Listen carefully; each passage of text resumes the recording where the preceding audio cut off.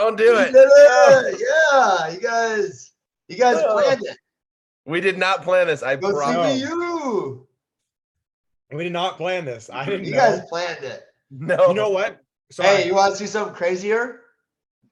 Sure. There's no way. It's not possible.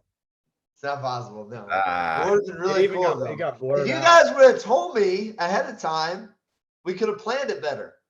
So I got home from practice, showered, go to put my wrestling shirt on for the evening, and I see this one on top, and I was like, "Dang, Coach Moore, Derek Moore, that'd be a good dude to get on the podcast." Yeah. And then I threw the shirt on. I got a better was. side note. I had a different shirt on, and I was just changing my son into his, pajamas, and decided to throw up all over my shirt. So this was the top shirt in the pile, and I grabbed it. Love that. So Brady, how's it being a dad? It's good. It's going pretty good. Little guy. How many days have you been a dad so far? About 2.5 weeks. 3 weeks on Friday. Oh, look at the little. I'm a dad too, It's not about you, Sean. Why are you always trying to make it about you? but I'm a dad too. He is pretty cute. What happened to his ear? Her ear was cropped, so it's got to be in a cast for a couple more days. It was cut? It's cropped. Oh, you cropped their ears? Yeah. She's just chilling. She's taking a nap. She's tired. We were out playing. Is this is the second day you've had your dog? Mm-hmm. Your dog child? Mm-hmm. She's just sleeping now. That's funny, dude. Dogs are a trip, but Brady's got almost like having Brady's got a real baby at home.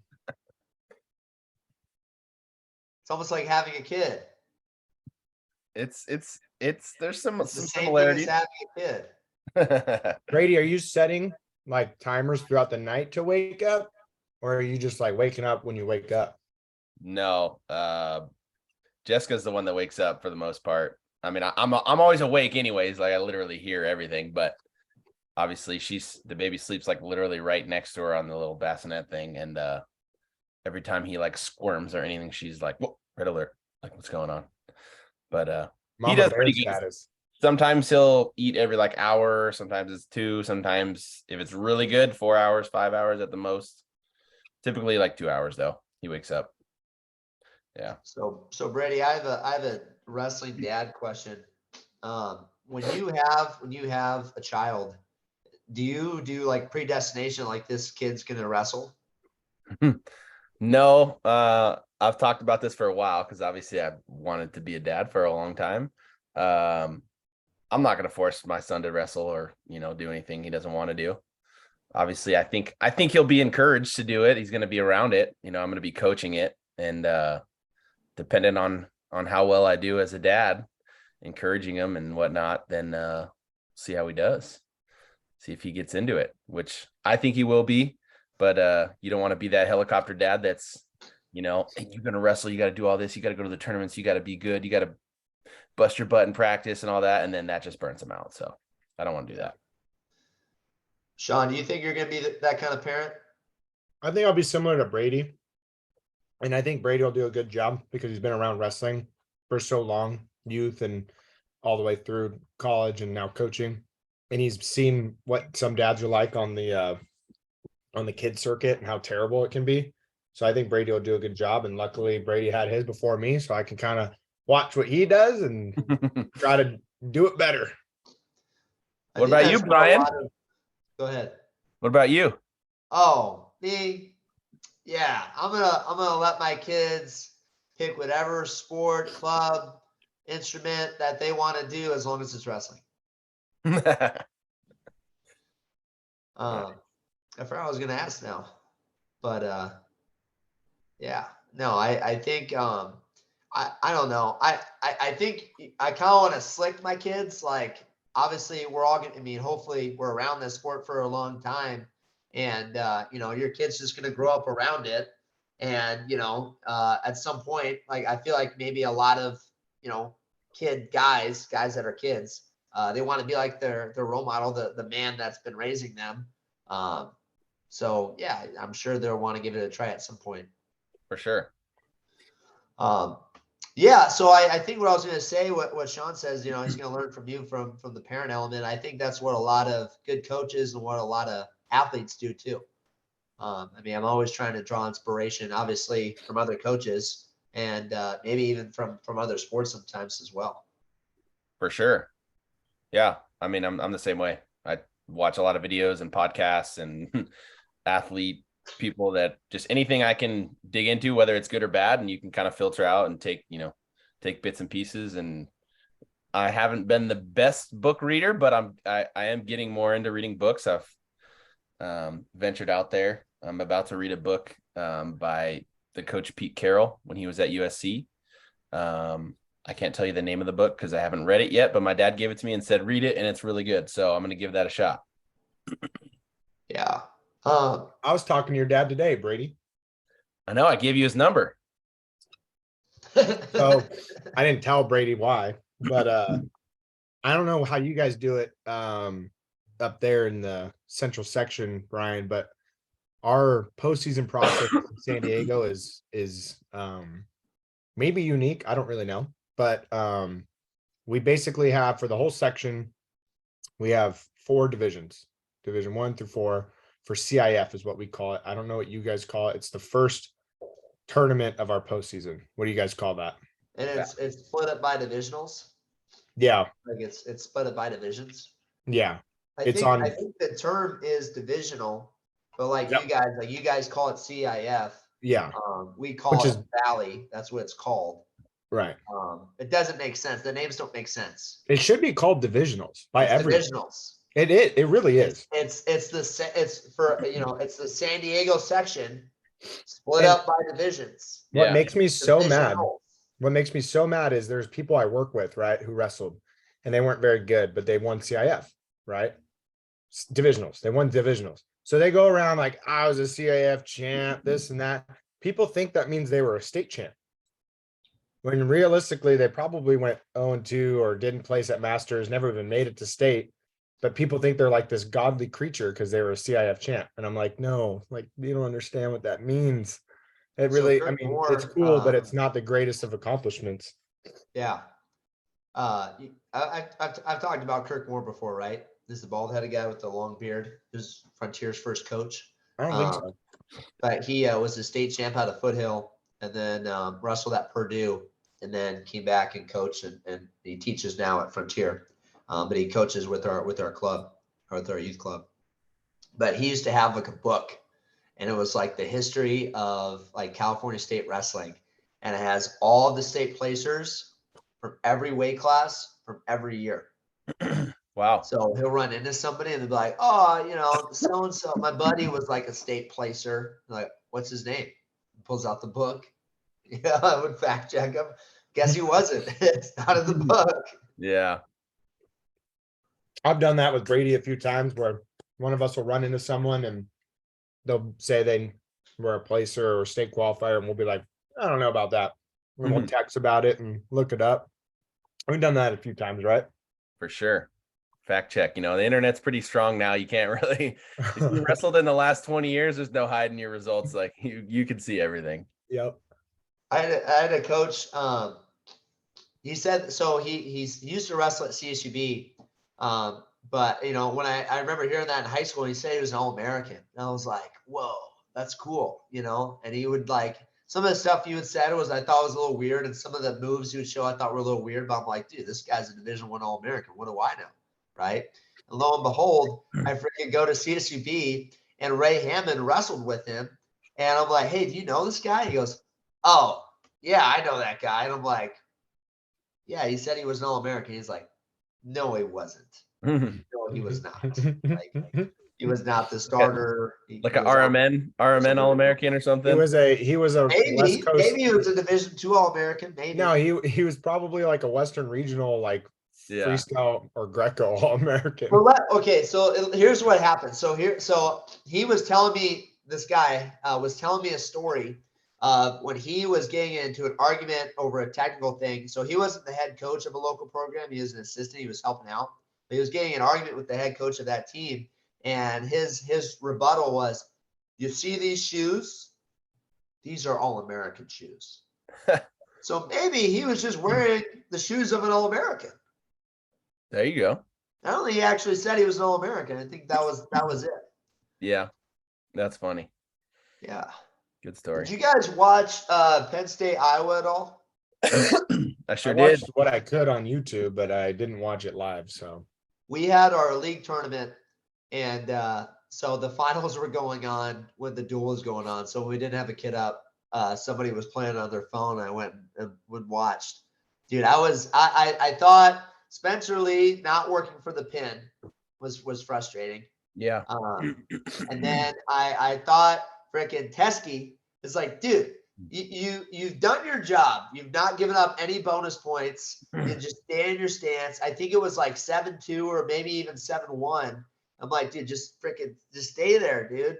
And there's 30 seconds left, and he takes a shot, and I was like, no, that's RB. Like, you just I have gave two RBY opinions a about takedown major, but he freaking locks up a cradle.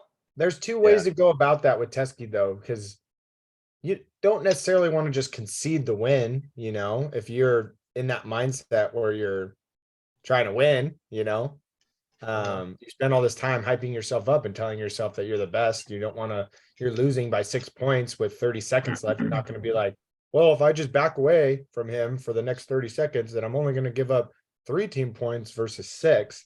And he probably didn't think he was going to get cradled. I felt like RBY knew he needed a takedown for bonus, and he knew Teskey was likely going to take that shot. I think RBY was looking for a go behind, but the cradle just fell right into his hands. What do you think, Brady? What are you doing there? What as a coach, what are you telling your guy in that moment? I mean, you can't. It's hard because I feel like maybe in college you could do it more. In high school it might be a little tougher, but just be like, hey, you're gonna go out there and don't get majored, But later I want you to All-American, but don't get majored right now, or don't give up bonus. Like that's hard to tell an athlete and get in his head and then find the motivation for him later. So, but maybe when it's 7, what was the score, 7-1 or 7-2? At that point, you got to be telling them like, hey, no dumb stuff. Like just finish up. You're not going to score 5 points on the national champ in 30 seconds. Let's just wrestle smart here. Yeah. But if you get a takedown, that could be momentum for the next time you guys wrestle. I can see that. Or you can take a bad shot into a guy who has one of the best and slickest go behinds to a cradle. Yeah. And that's what he does. And but RBY, when does RBY head cradle? Outside, didn't get to good position, and RBY he doesn't cradle people that much. Then yes, I would say dumb. No. Shouldn't have done that. You know who wrestled dumb? Nelson Brands. Wrestled dumb. What? Are you talking about the thing at the end? What are you talking about? No, I'm talking about that. I'm talking about freaking elbow control and doing nothing for 7 minutes. And I'm talking about his stupid dance at the end again. Well, he was only doing it because Sorochi was doing the thing before him. And Brands was like, oh, well, he actually took a shot when Sorochi was doing that. He was just, there was time that expired at that point, and he was doing that. He stalled his butt off. But he still lost. You can't do that. I don't care. Yeah. That was dumb. But going back to Teskey, I mean, you can't be thinking you're going to get cradled there in that moment. So I don't know, maybe you get to the leg and hang on, create a scramble or something. But I mean, yeah, looking back, hindsight, it's you got to just not take that shot most likely. But it wouldn't have changed the dual score though. They still would have lost. It wouldn't have, but momentum. Yeah. So a couple of things could have been different in the duel. Like Spencer could have worked harder for the fall instead of just tilting him. Right? He didn't even try to adjust for a pin. No. Second thing, Teskey doesn't get pinned. He just gets, just decisioned. Well, that right there, that's 4-point swing, right? So that's 3 points away. This dual score was 22-16, right? So now it's 19-16 if Teskey doesn't get pinned. It's 19-17 if Spencer Lee gets the fall. A couple of those other matches at 57s and 65s and 74s was close. That one is maybe you might have even said bonus points on that one, Penn State. But all it takes is one more swing match, like 57s, I think was a swing match, and it could have been a different outcome of the duel. Yeah. But it's kind of like to your I think, Sean, your point, I think Brady, you were talking about too, like it's a freaking dual meet, and yeah, it's important. But like the year that Penn State beat Iowa, at the Nationals, they lost to them at the duel that year in 2000, was it 11? So I don't think it was that one. I think that was Cale's first national title, right? In 2011. Yeah. Was it 11? 2010 was his first year there. Yeah. 2009, he was at Iowa State and they got second to Iowa. Yeah. Yeah, I mean, I just think going back to the Teskey thing, you gotta. Yes, I understand. Like, it depends on this. It depends on the athlete and who you're throwing him out against. If it's a guy that understands, and that's not. This doesn't relate to the Iowa Penn State duel because everyone in the Iowa and the Penn State room should be believing that they're the best of the best because they're at that level. They're competing for a team title. They're all trying to compete for individual titles. But if you're in a high school room, right, or maybe some college teams that you run into a superstar and you have a guy that's not at their caliber and they know that, we know that, then I guess you can understandably tell them or explain to them, let's not get pinned. Like, let's try to avoid bonus. But in a match like Teskey and RBY, I think you have to try to score. I think you don't need to go to the guy before and say don't get bonused. Like, I mean, Teskey's ranked what, like 12th, maybe higher, or I guess lower than that. When you're wrestling a two-time national champion, you just know where you're at, dude. Like the whole thing is you battle for bonus points. Like that's what's gonna decide the duel. And there's a couple swing matches. I tell you guys, you fight like hell, right? You work hard you secure the win, and then you work hard for bonus points. Or if you're losing, you freaking fight like hell. You don't go to your freaking back. Yeah, I mean, RBY had that cradle tight. I mean, once he was on his back, it was over. Yeah. It was a good duel though. What's his name? The 97-pounder Dean. I literally That's another one, dude. Warner. I could just fall asleep watching those guys wrestle. It is so boring. I mean, bring me back to the freaking Kyle Snyder and Kyvan Gadsden days, dude. Like those 97-pounders are snooze fest. I mean, yeah, they get the job done and they win a lot, but frick, they're boring. Yeah. Brady, you wrestled 97s. You think you can beat those guys?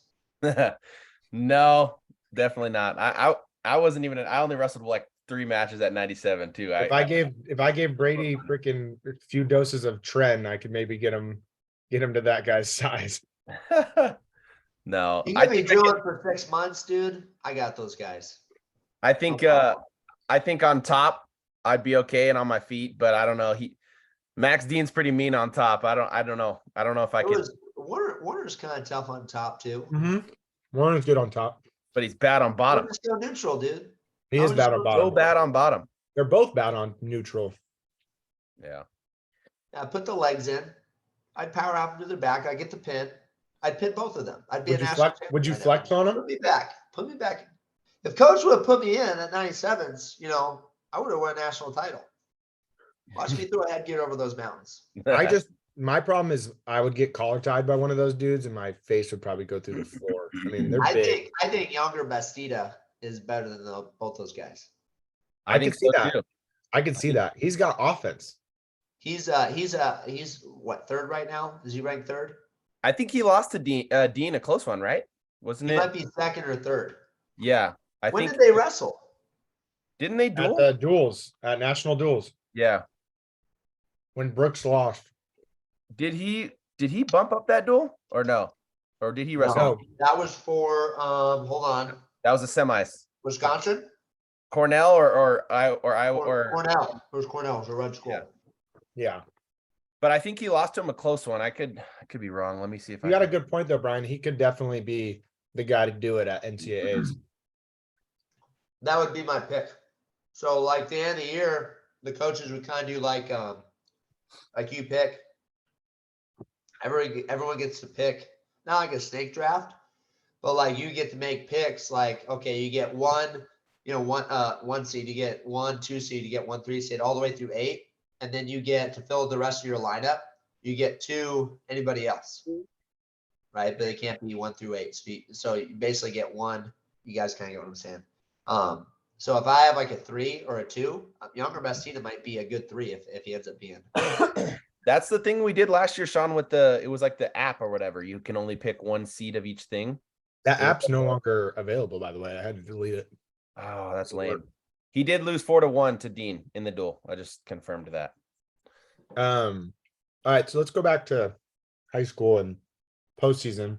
So you guys have divisionals. That's on the 11th, correct, of February?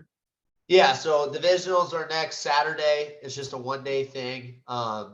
You We're guys in Division do 1, so we take 10, and I think there's 13 schools. Yeah, so I saw a breakdown of how the Central Valley does divisionals, and it's kind of weird. You guys do it based off of competition, like level. So like basically the top 13 schools are Division 1, then the next however many schools are Division 2, then the next are 3, and then the next are 4. So like, let me give you an example. So last year, South won Division 3 Valley.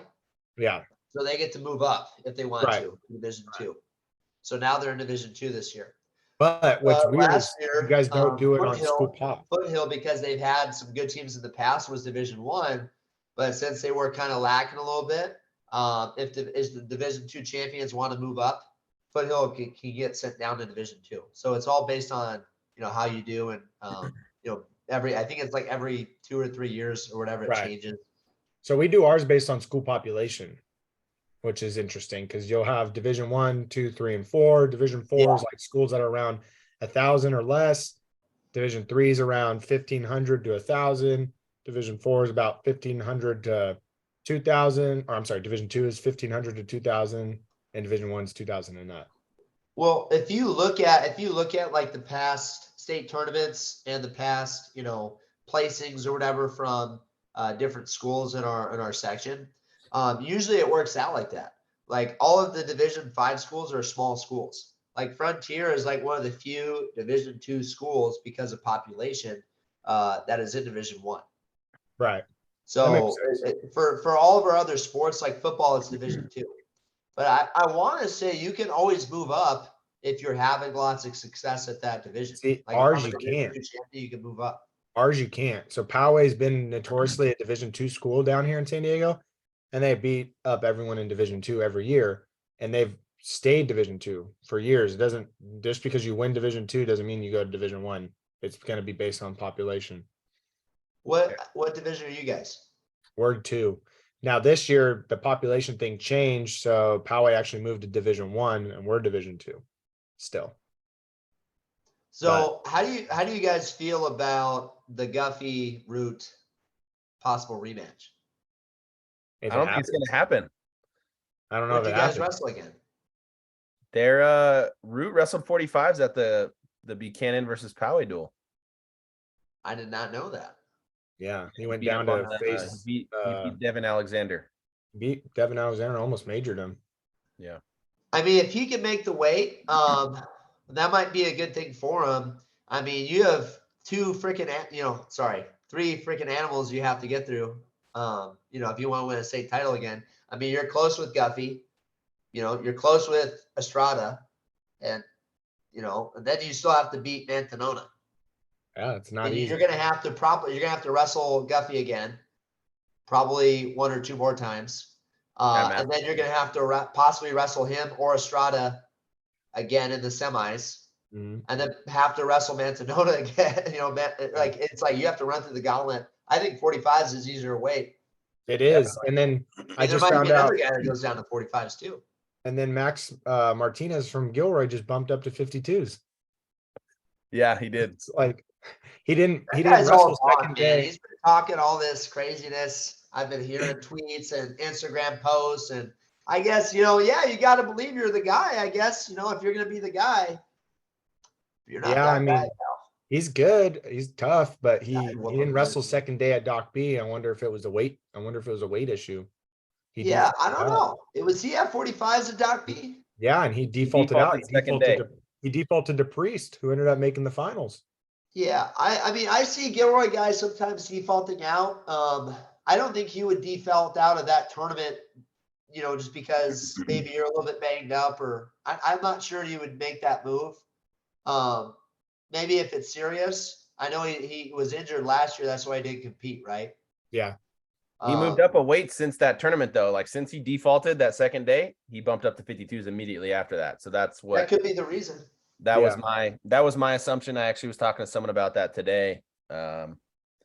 He obviously puts another good body at 52s, but like you said, I think 45s is definitely the more open weight. I think there's 2 or 3 guys that can really, really win, maybe 4. At 45s, they've still got so Michael Cho, our Lord Savior, has Miguel. Parko. He's got Miguel ranked number 1 Mm. at 45s. He's got EJ Parko 2. He's got Bo Priest 3. He's got Devin Alexander 4, Barbosa 5, and Tongson 6. Now, with Root wrestling in the duel, beating Devin Alexander, and also with the head-to-head over Estrada, I'd imagine Root goes to 1, Miguel to 2, and Parko to 3. Why would Parko be 3? Well, because Miguel's 1. Currently. Miguel's 1 at 45s. So let's say Miguel's not at 45s. You keep Parko at 1. Yeah, I mean, I don't know how they figure that out. Parko, They haven't wrestled, and they probably won't wrestle unless they all go the same weight at the state tournament. Yeah, they won't see each other until state. So that should be interesting. Yeah, I don't know. I think the person that's being slept on the most, and not really anyone's fault because he doesn't have the head-to-heads over the guys above him, but is Tommy Thompson from Exeter. He's down at 6 currently. But he wrestled that dog, didn't he? No, he wasn't at Doc, which was weird because he was there the year before. Didn't he miss weight? Oh, I did hear something about that. So I don't know. I mean, I didn't see him there, but Exeter was there. yeah, I heard he missed weight. maybe, but I think he's wrestled first at 5 counties, pretty much destroyed everyone. And then the other tournaments he's been at, he hasn't really ran into anyone who's going to push him that hard. But I think he's a guy that could definitely sneak into the talk of a top 3 spot. I agree. Exeter has some guys. I wonder what their schedule's like. I mean, they have Doc B, they have 5 counties. I mean, I would try to go to some of these other tournaments to get some head-to-heads. Like I would go north for a tournament. I would try to go, obviously 5 counties is south, Doc B is a central section tournament. I would try to spread out a little bit and get some head-to-heads. Yeah. I don't know. Well, the other weird thing is at 52s, and this was one of the things I want to talk about tonight. So under Bo Montanona, who's number 1 at 152s, it shows that they wrestled in their Desert Empire League tournament, which is basically like their league tournament. Now their league, from what I believe or understand, I could be wrong, but I believe their league locks them in for postseason. Yeah. Where'd you hear that? Southern section, I think, does that, is like the only section. Southern section does that, but it's not all the Southern sections do league at the same time. So like the Desert Empire League, which has Palm Desert in it, I don't know what other teams are in it besides them, but Asteria would be in there. They already did their league tournament, which locks them in for postseason 2 weeks before the rest of the state, which I think is kind of unfair because like they're locked in and other people aren't. So like, God forbid someone from Palm Desert gets hurt, like they can't sub someone in. And that's 2 weeks time for the rest of the state where they can make lineup changes, and someone gets hurt at practice, someone else can jump in. Like, I don't know. I think that needs to change. I feel like we need to have a set standard across California where, this is the process to qualify for state. And obviously for different sections, it might be a little bit different, but the weekend should be the same. So that there's none of that where people are, locked in weeks before other people. And it just gets messy that way, I think. Well, how do you measure in areas where there's maybe not as much wrestling population? Like Central Coast, we have a league, and that's a qualifier for our CCS tournament. or CCS is a qualifier for state. Mm. But now in Bakersfield, it's like we don't even need to wrestle our starters at league. Yeah. You can wrestle whatever weight you want. We And had that's how I feel like 40 it should pounder be. wrestle 52s. I mean, they should just do that for that league, for I what think Palm Desert's in. when I coached at Los Lomas in the North Coast section, they were the same way as Brian's saying for the Central Coast. It was just league straight to masters. There was no divisional or whatever. It was just boom, get into there and then qualify for state. Yeah, I mean, I like the idea of divisionals breaking schools up, whether it's by toughness or school population, then having masters and then having your state tournament. If you're gonna have a league tournament prior to that, I think the only fair way to do it is the weight doesn't lock them in for postseason. It doesn't qualify them for anything. It doesn't qualify. You don't have to place however high at league to get to divisionals. And it's just for the benefit of being a league champ. I mean, my league, What's I the wrestled point in the of having South it Bay. then? I wrestled in the South Bay in San Diego, and I was a league champ like 2 years. And it was cool because you got a patch, your name gets thrown in the paper, whatever, but it didn't mean anything for divisionals for CIF. It was just a tournament to go and wrestle like Just a 3 team matches. pride. And for some of these kids, like that's what they hang their hat on. Yeah, that is true too. That is true too. They can be like, I was a league champ, For some kids, that could be a big deal. So yeah, I think we have to change that as a state. I don't know who I need to talk to make that happen. I You don't have a talk to poll them, like Sean. that. You talk to them. You pitch your So- idea. Write a Someone letter, comment- Sean. Write a Comment letter. down below who I need to email, and I will email them. We're gonna get this right. Southern Section Commissioner, I'm sure would be the guy to start with. Sean, when I eventually become like superintendent of a school district, I'll be sure to push for that change. That's funny. I 30 love years that. from down the line. I love that. Let's do that. What other spicy topics we got? Well, hey, so here's this. We were talking about Penn State, and we were also talking about how you get better. For me personally, like I'm already kind of planning for after the season a little bit, and just how we want to structure practices and how we want to kind of build our system a little bit more. I mean, I'm hearing all this stuff. There's a really good podcast I'll send you guys. I'm not going to name drop them on here because they don't get free advertising. But it's pretty good. They interview Quentin Wright, and Quentin Wright kind of spills like lots of juicy details, and it's about an hour and a half long. I'll try to remember to send it to you guys. But he talks about how Kale kind of structures practice, and they'll just it's literally kind of what we've been hearing.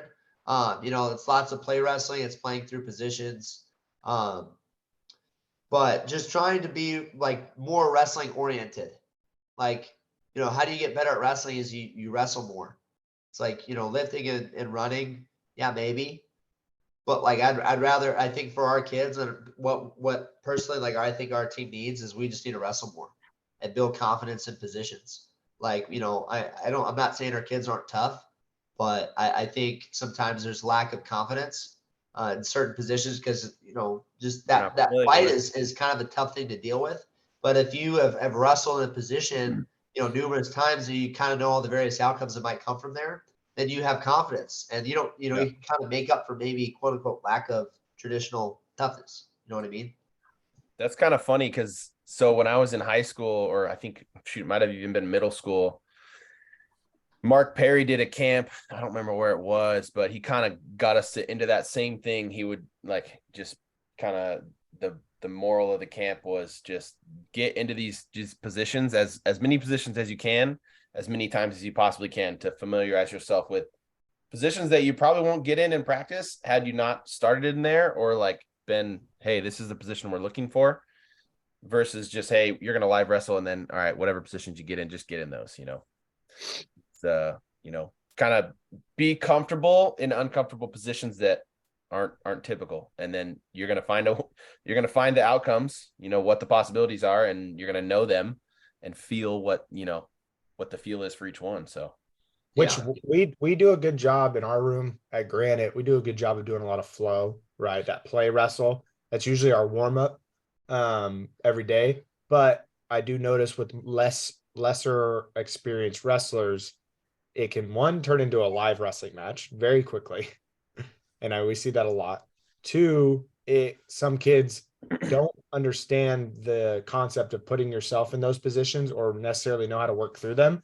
So they're just doing, a takedown, and then one's trying to just run the power half over. And I'm like, no. Like, let's do other things, something that you don't normally do. Like, try to do a head lever tool bar, or throw a leg in and let the other guy roll with the leg in, like stuff like that, just to kind of get different experiences and different feels. But it's tough. I think it's a very tough concept to teach to newer wrestlers. And these aren't even, some of them that I'm talking about aren't even that new of wrestlers. They've been wrestling for maybe a year and a half or a year.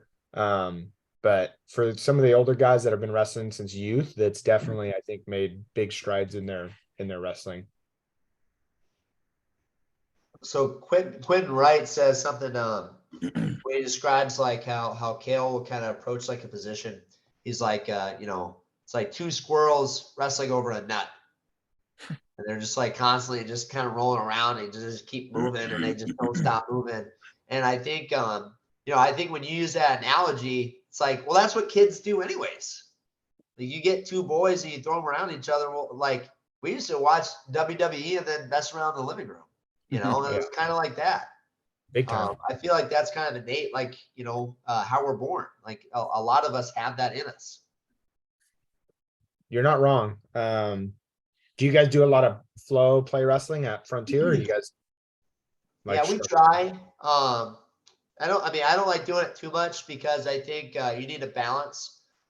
You still like we're still developing a lot of fundamentals with a lot of our guys, and I think sometimes flowing too much is you still need to practice like finishing a single leg correctly. And sometimes the flow, well, you can just kind of get lost in the position a little bit instead of, I need to drill, like I'll do this with our kids. Like, you're going to go, like this is what we did today. We did hard drill with some resistance, but like one person's going to go 4 times in a row, like Ironman drilling. A new person comes in, you're just doing the same thing over and over and over and over and over again, but you're doing it with 3 different people, and they're just going to have their innate feel. But I'm still trying to finish the same way. Yeah. And that way you can still get your regular like drilling in, because you do both. And I think me personally, like what I like doing with our guys is, okay, this is what we're focusing on. I'm just going to give you kind of a harder feel. And then every now and then I'll try to throw you off with something different. Yeah, no, I agree. We do that too. From what I've seen on Instagram, you guys have a relatively small room. Dude, it is so small. You guys need to get some freaking funding going. You guys need to upgrade. I mean, it's not. I don't want to talk about that on here, but they need to give Miguel the mic, and he needs to just be like, buy us a new wrestling. We have the worst room in our area. Yeah, it looks really small. You guys are like one of the newest schools in Bakersfield, right? In terms 2006. of it's pretty new. Yeah. You would think they would have built something sustainable. Yeah, I mean, it's been what's the math on that? 14, 17 years. Jeez. Might be nice to get a new one soon. Yeah. But we're working on that. Yeah. We're gonna we just have like, it gets hard when you have like 30 kids that you want to get into a varsity room. You just have to be creative, and you guys have to make cuts? Huh? You have to make cuts? We don't cut anybody. No. Usually it weeds itself out. Like, we have a lot of JV kids, right? So we'll do groups of 3 drilling, and halfway through the year, it goes maybe from like 50 to 60 down to like 30. Yeah. And then it's a little bit more manageable. And then what happened this year is JV kids will just start sneaking into the varsity practices. So we get kind of full, which is fine. I mean, it's a good problem. I'd rather have it fuller than not full, unless we had a bigger room, then I wouldn't mind if it's less full. You guys have girls or no? Yeah. So we separate our practices by skill. So the JV practice is newer wrestlers, and then the varsity practice is, our older wrestlers. Are you doing back to back? We do morning practices where it's a little more drill. Are you running those back to back practices? back to back, Yeah, like one's 3 to like 5. Lethal Weapon, Yeah, like Jordan 96 and 97. like Well, Charlie's Angels. wait, okay. I'm gonna knock stuff over here. I got water right here. It's next to my brother's computer, so I probably should have knocked it over, Not a man. good idea. But no, I mean, do you guys run them like you run one from 3 to 4:30, one from 4:30 to 6, and then youth, or? Yeah, so we have to be creative again, so we go Monday, Wednesday, morning practice with varsity. Tuesday we go morning practice with JV, and then they don't have an afternoon practice. It just goes varsity right after school. Monday we have an early out, so JV they go right after school. Monday, Wednesday, Thursday, Friday, and then varsity goes after that. And Nice. then youth practice goes after that. It's a grind. I like it. Yeah, it was funny. I was talking to one of my friends' dads who wrestled at Cuesta. It was right after our league finals, and I just went over, and he's just a big wrestling fan. So we talked for like a good while until we got kicked out of the house. Like, you guys need to go home. But he's like, how do you manage? Like, how do you manage like everything? And it's like, well, you just figure it out. Like, I'm having dinner right now. That's my dinner time. Right. My girlfriend's doing homework right now while this is happening. So you just figure it out. And I'm very grateful. Like, I think being able to wrestle in college definitely kind of helped me square all those things away. I was reluctant about that, big procrastinator, but I think having that, you have to manage your time. To be successful, you have to manage your time. And you can't let your social life and your family life take a backseat to your job and your what you're passionate about as well. So Yeah, I think that's where we kind of thrive as a coaching staff down here. Is we have a good amount of guys that are very committed, and so like tomorrow morning we have weights, and I was like, I got it, I'll handle it. So the other guys don't even have to worry about it. Friday we'll have weights again. Someone else will step up, take that day, and then that way it's not like killing us, day after day after day. And same thing in the afternoon. Today it was 3 of us in the room, or 4 of us in the room, but we had 4 in the varsity room. I think 2 others were up top with the younger crowd, and I mean, we just make it work. If someone's got to miss a day, it's no big deal. Someone's got family stuff, we all got lives outside of the wrestling room. We just pick each other up and keep moving forward, and it works out. Brady, how is that? Have you done paternity leave yet? Yeah, so our district's kind of lame. They That's not a basically good selling point, guys. You were talking all that stuff earlier. I don't know. no, I mean everything else in the districts is really good. Truthfully, the paternity is not good. Even my own principal was like, "That's the leave? Like, seriously? Like, it's basically you. I mean, I can take up to 12 weeks. I can't get fired. They can't fire me because I have the choice to take paternity leave. But it comes out of my own sick time. So the time that I have accrued as a teacher is the time I have to use to take for paternity leave. And if I do run out of that time, then I would have to just pay for my substitute. So I would make about, I don't know, 50% of my pay or whatever it is. I don't know. I didn't do the math, but it would be half pay. And What that about starts from paternity week leave? 1. That starts from week 1 for the From literally day one. And I found this out last week. It's the same thing for the mothers. Dude, I'm like, what? Yeah, pretty crazy. What are you in a union, man? We need to I am. unionize the workforce down there. Yeah, I we am got in some a people to get a hold of. This is Viva la ridiculous. revolution, man. You need to get in the No. right union. I Talk am to your union rep. I am in a union. I've talked to them, and I've talked to female coworkers that have had children, and they're the same. They're in the same boat. I mean, Let's it's protest. yeah. Let's I mean, fight the establishment together, Brady. so I took a solid 5 days off, 1 work week, and then I was back. Dude, that is freaking nuts. Yeah. I don't know what ours is like. I know a teacher. I forgot how much time he got off. It was something. It was a good amount. It was like it was a few months, I think.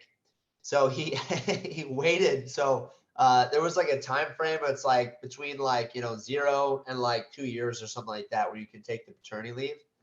So when the kid turned 2, he took his paternity leave and like left the kid with the grandparents, and he went to Europe with his wife. Smart. That's funny. Yeah. I mean, I guess that's the other end of the spectrum, people taking advantage of it. But that's gonna happen every time. Yeah. Just try to have your kid like, towards the end of the school year. Yeah. If I could plan all that stuff and be a scientist like that, then I'd be pretty successful dude. But I don't think a lot of it's uncontrollable. So You know what the best way to control it is? Just don't do it at all. don't do it at all. Virginity rocks. Uh, Do you guys see kids wearing those like shirts and sweatshirts around school? All the They're time. wearing it ironically. I know that. Yeah. It's like a the guy who made it. It's like a famous YouTuber guy. He's like a comedian, whatever. That's his company. Oh, I thought it was like a church group that was like, trying to promote abstinence or like something like that. No, I didn't know it was meant to be a joke. no, it's literally a YouTube guy. His name's Danny Duncan. He's like this redhead dude. But yeah, he just does funny stuff, like literally just like Nitro Circus type things, but with comedian type stuff. I'll have to check it out. Yeah. Sean, you look focused. What are we focusing on over there? I'm looking at the team rankings on the California Forum. You and your team rankings. Let's dive into. I mean, I don't know. Obviously, Brian probably didn't watch or look because he didn't even know. But Poway Buchanan had a dual meet last Saturday. Yeah, let's talk about that. I heard about it. It was good. It was a good duel. It was a lot closer duel. No, it was close. Gosh, I could be wrong. I want to say final score. It was close. It was close. I mean, it wasn't like a one-match striking distance close, but it was close. I think they beat him by about 15, but it was maybe less. Toscano lost to was it Navita? Yep. Yeah, I mean, dude, can I pause? Yeah, timeout. Everyone, timeout. With our guys, man.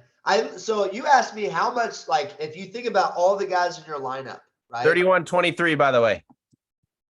That's close. Like, how much time do you think about, like how would you organize your time? Let's say you have 20-something guys in your varsity room. How would you organize your time about how much you think about, kids? I spend like maybe 50% of my time thinking about one freaking kid, dude. Like, he has like close matches with all of these really good guys, can never beat them. Always close. He had a close match with Navita, where he was he was in a position to win the match. I think it was like 6-4. Couldn't freaking beat him. You know his rank right now in the state? He's like 30-something. But he just has close matches all the damn time. Yeah. It's frustrating as hell. Coach him up, Brian. Let's go. I'm freaking trying. That's hard. Wrestling's tough because one result against another guy doesn't always translate to this result against this guy, and then like a 6-4 match could be a dominant 6-4, or it could be like hey, there was a penalty point in there, and then hey, he should have got a takedown. Like you don't know. Like, so Brady, I'm gonna tell you how every match I've seen when he wrestles a top 20 guy, he gets taken down the first period. Okay. He gets out. And then second period happens. He either rides them the whole time or they get out. And then third period, we choose down, we get out. And then that's it. Like that's almost like that's the blueprint of almost every single one of his matches. He gets taken down early just because he's out of his freaking stance. I don't want to get too specific on the kid, but he knows who he is if he's freaking watching, but man, I mean, we know who he is because you told me who he wrestled already, so we could look that result up. But up, man. What weight was it? Did I miss it? What weight? Let's talk about the Poway Buchanan duel before I freaking. He said he wrestled Navita, so there's your weight class. But yeah, Poway Buchanan. No, don't look it up. It was.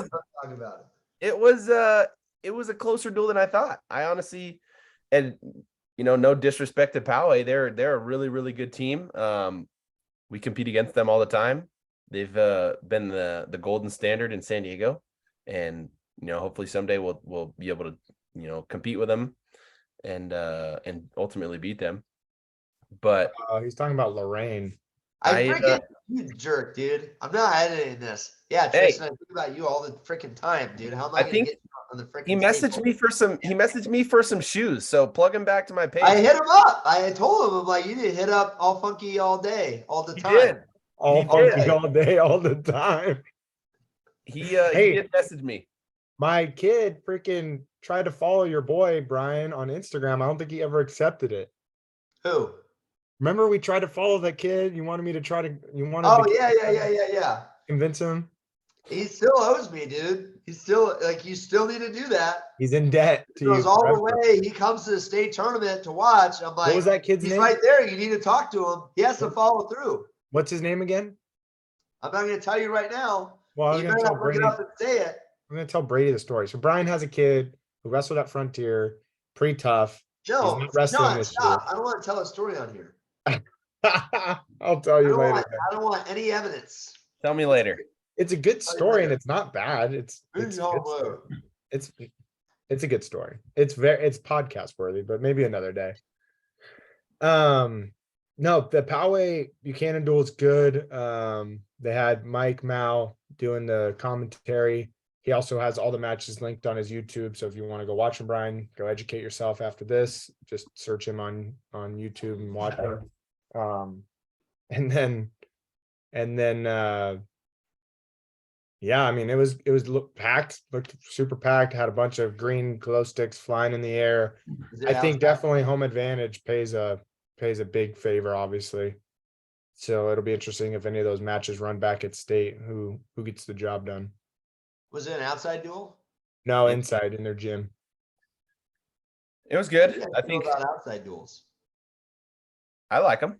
Yeah. We tried to have one this year. It got shut down by our administration. Not Frontier's administration, the people above that, which is frustrating. But I like them. This Sunday, CSUB is having the feud on the field. Who are they wrestling? Should be fun. Maybe try to take a group of kids over there. Who are they wrestling? Little Rock. Nice. They wrestled Oregon State this past week, right? Yeah. Yeah. I think Albert, Urias, and somebody else was pulled off an upset, I think. Almost pulled off an upset. Maybe it was Eddie. I don't think Albert beat Mateo. Are you doing a pun? What? Did he almost pull off an upset? No, that's not what I was saying. I thought you should have just owned it. That would have been a great pun. It would have been good. His name is Aaron Almost. You almost beat him. Yeah. Yeah, Brian, go watch that. You're saying almost. Shut up. God. Brian, go watch the duel. It's a good duel. Go watch the duel. It's good. Yeah, it was tough. Tough duel. They did some weird lineup stuff. Poway tried to do some weird lineup stuff. I think it evened itself out, to be honest. They bumped Condon up. So they were hyping up Condon and Swan all week, 1 versus 2 in the state. And then they bumped Condon up. Swan ends up getting the pin at 60s. 70s. Or 70s. And then Posadas? No, 70s. Swan wrestled 60s? No, 70s. Oh, 70s. 70s. So Swan wrestles like a backup at 70s. Let's start from the bottom. Zinkin majored Bobzian at 106. And it was a close first period, by the way. He credited him back though. Bobzian had a power half, and I thought Zinkin's elbow was or shoulder was gonna dislocate. And then 113's Huerta beat Sierra 3-2. I think that's like a 4 or 5 matchup at state, somewhere around there. Yeah, Townsend lost. Was Townsend and Harris. That was a 1-0 match. Townsend won? No, Harris won him right out. 1-0. And then 26, Toscano, Navita, we talked about that. What was the score for that match? Also, Um, that escape by Navito was a little sus. that was suspect. It was 3-2 was his final score. It was a like last second escape pretty much to give him the 1 point lead. But Yeah. Navito was still in a front headlock on bottom. So I was like, Yeah. "Oh, I don't know how you give a point there." It was like that front headlock where you're both still hands and you're on your feet, you're not on your knees, but you're not fully off the mat. Your hands are still touching, but he was still on top. I don't know. I wouldn't have gave him one. I would have sent it to overtime, but it is what it is. He got the only takedown, I think, of the match. Navita did, and then Toscano reversed him in the second. Yeah. 32s was Conception versus Cisco. I think Cisco majored him, or if not, beat him by like 7. I think, yeah, it was a good Was Kelly Raiz. Kelly beat him 5-1, which I was a little shocked by. I thought it would be a 1 takedown match in favor of Raiz, but Kelly got 2 That's at 38s. 38s. Yeah, they hadn't seen each other this year. No. Then 45s was Root versus Alexander. He kind of beat him up a little bit. I think he's good for that weight. 45s, he's kind of big. Yeah, I wonder if he's going to stay down there. Because looking at him, I mean, he doesn't look like a big 52-pounder. I mean, neither does. I mean, I think Miguel's kind of misleading because he's jacked, but Miguel's not super big for that weight either. No, because they're short. They're like 5'3". Yeah, so yeah, he's got the weight to get down there. No, I think. I mean, who wrestled 52s? Was it Kikanu? Yeah, Kikonu. He's tough. I think he's underrated.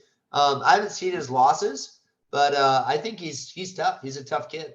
he's a really good Greco guy. He's a really good Greco guy. But what surprised me was in the Buchanan Poway duel, he goes upper body, and then Contino scores off of upper body twice. I think the first one was almost like a throw by trip, and then one of them was like a. Isn't Contino like a foot taller than that kid though? Like that's kind of hard to. I don't know. If I'm an upper body guy and I'm shorter, I feel like I'm in better position. I've got a better shot at getting my head in the right spot underneath the chin. You have more leverage to lift. I think no, you know how leverage works? Brian, you're taller than me. Graduated, right? Who throws who in this relationship? He didn't graduate. You forgot that one. Oh.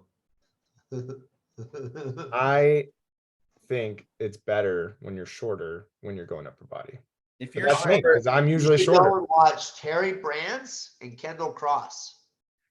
Terry Brands under, Kendall Cross over, long. I mean, you can always score from either one. I'm just speaking from personal experience because I'm not the tallest person. I think short guys and tall guys, if they're equal, it's going to favor the tall guy in that position for sure because leverage, Sean. But it was a good match. I mean, I think He's not even listening. It's fine. What's his name? Contino beat him, I think, by 7. And then Posada beat Espinoza, which was a nice win. That was, I think, a 4-5 matchup or 3-4. 3-4, 3-5. He got 2 reversals. Espinoza got a takedown, and that was the difference. I think it was 4-2. Dude, we want to talk about tall. Dude, Posadas is tall, dude. Yeah, if he puts like serious muscle on and gets up to like 180s, man, that guy's. I mean, he's got the frame to do it. Yeah. If he bulked the frame, I mean, if he got up to wrestling guys like McDonald and who's the power Montero, he'd be dangerous. I'm not. Yeah, I mean, if he could fill out the weight, if he could actually put on real size, that's hard to do. That's hard to do. I mean, yeah, it's not easy. What is it? Adam Farha? Hasn't he been wrestling 220s all year long? Yeah, he has, and I have a serious belief that he's going to go heavyweights. Yeah, why would you not? He just pinned the number 4 heavyweight in the state. Yeah, and he's what's the score for that? It was like 7-2, and he pinned him as he was like dominating him. So he was beating up. Was it Swansby? Dansby, I think. Dansby. Yeah. So he's beating him up. Well, we skipped some matches. So 60s, 70s was Swan. He pins one of Poway's backups. Condon bumps to 80s. He beats. What was it? He teched. It was a backup for Buchanan. Was it It a was- backup? I think it Yeah, was. it should have been Rocha, but they didn't wrestle him. He didn't wrestle. Oh. Well, they have capable guys. Like some of their backups around those weights. They could be- have two good guys at that weight, and they didn't wrestle either of them. They wrestled like the third string I guy. think Bronson the John, I dual- think is his name. Like I think Branson the John, dual Branson said it John was and Rocha are the two good guys at that weight, and they didn't wrestle either of them at that. I thought the dual name thing said Rocha though. So was it wrong? It was wrong. It was someone else. I don't know who it was. He got teched, and then 95s was Trails or Treyes. He pinned his guy. And then 220s was the other Farha and what's his name? Cannon something Campbell. And I think did he end up majoring him or just decision by like 6 or something like that? Campbell beat Amir Farha by decision. 5. Yeah. 12-7. And 12-7. then Adam Farha, who's normally at 220, Amir is normally at heavyweight, was beating up Dansby and then pins him. Dansby's ranked pretty high at heavyweight, where Farha is ranked, I want to say, in the low teens, anywhere from 11 to 13 or 14 at 220. Yeah. I But think yeah, I mean, he a just little bump. he in pinned point. number 6 at heavyweight. Obviously, he's a lot more mobile. Dansby's also been wrestling at 220s and heavyweight back and forth this year too. Buchanan's been trying to figure out that spot as well, but Dansby's tough. He had a 5-0 match with Limon from Clovis that he lost. That's not bad. What else? What other losses? He has a 3-1 sudden victory loss to Johnson from Edison, and lost to some out of state guys. Lost to Morales from Lemoore 5-3. I think if you bump Adam Farha, if you're Poway, you bump Adam Farha up to heavyweight, and he can outmaneuver a lot of these guys. There's a good chance he beats Limon and Hinojosa and Stanley from Herrera, Bakersfield. I don't think he beats Herrera, but that potentially gives Poway another set of finalists if they're looking at trying to win state this year. With I wouldn't put him in the finals, but I think he's top 6 at heavyweight. Yeah.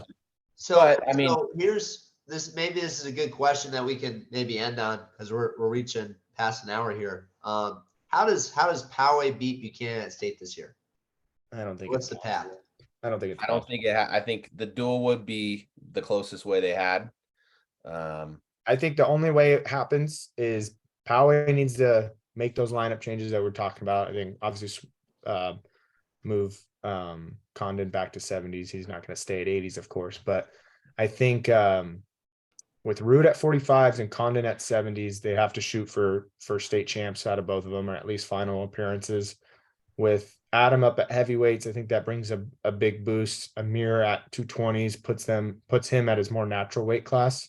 Yeah. And then they're going to just really have to rely on Buchanan to lose to teams like Palm Desert and Or St. you guys Bosco like and Clovis and Gilroy and Granite Hills and stuff like that for those other guys. Zinkin loses. Like it's gonna, I think, it's gonna come down to trying to get as many guys in the finals as possible because you need those advancement points. Yep. Guys that lose, and they did a good job of this last year, coming back and taking third or placing high in the back end.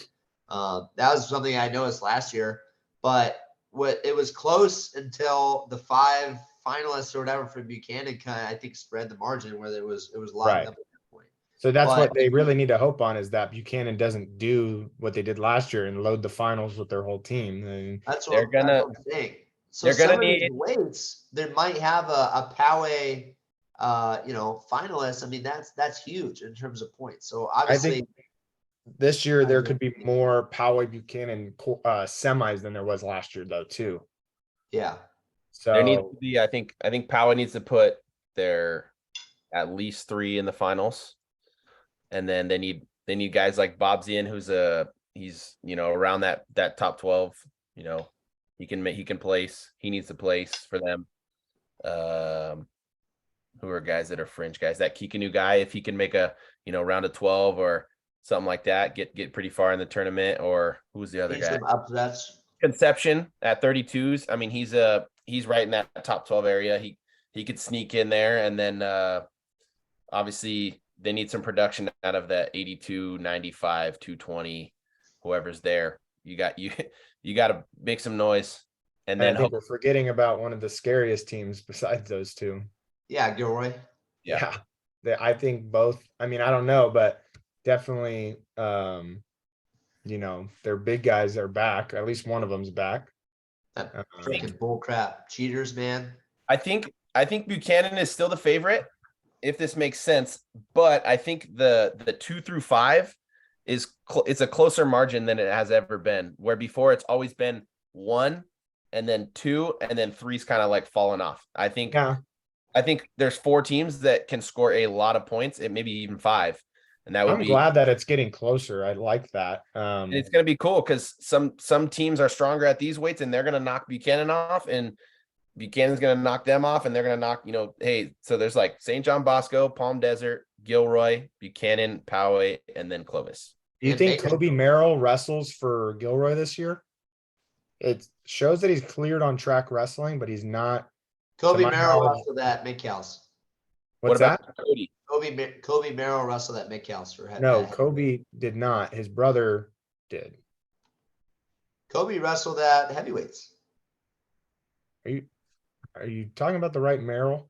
There's 2. Dude, so there's a Cody thing. Merrill, Cody with a DY, wrestled at 5 counties and mid-cows at heavyweight. His brother Kobe with a BY, who's a freshman, has not wrestled this year, but he's cleared on track wrestling. Yes. There's Cody and Kobe. 2.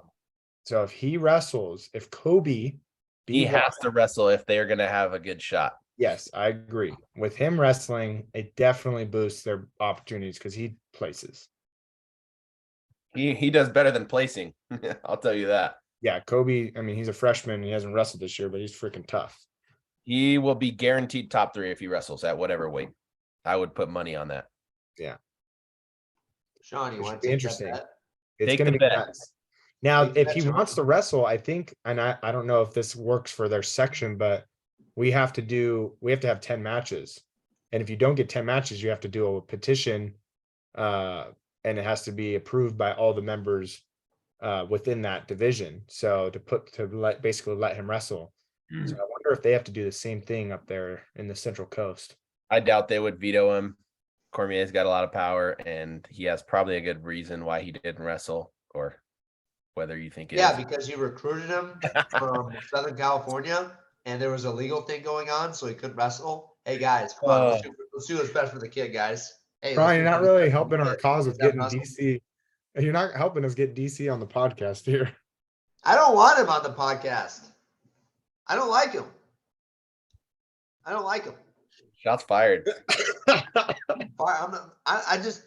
I don't like him.